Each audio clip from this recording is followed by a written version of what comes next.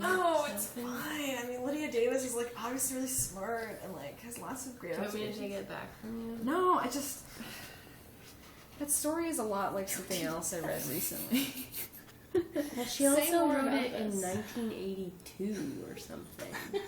The book was published in 86. Nora, say more about your issues with current writers.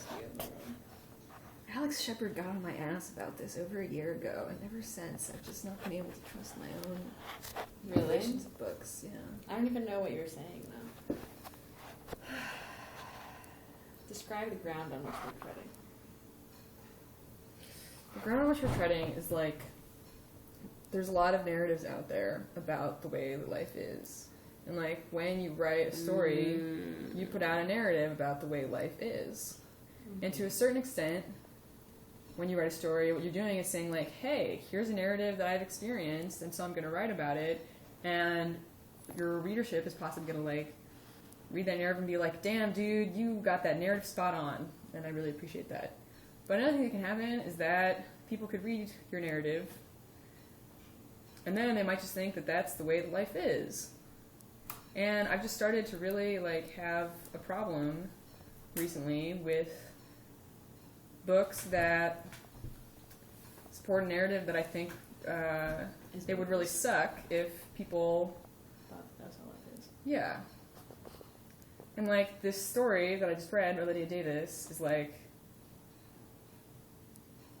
kind of in the line of a narrative about really like unfortunate and not very a narrative that like doesn't, what am I trying to say, like shitty relationships. Yeah, like really unhealthy relationships in which people just like assume that that's what relationships are all the time. And like there's no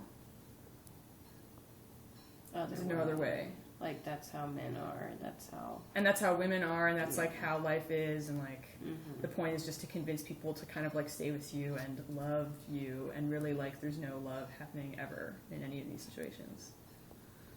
And I just get really depressed when I read like multiple, like I feel like I've read that story before by a different author. Actually, Dorothy Parker wrote a story called The Phone Call, but Scotese was like, that's the most amazing story ever. And like it is a really well-written story that probably like for its time was really like revolutionary that she wrote this. It's probably like in the 30s or something. But like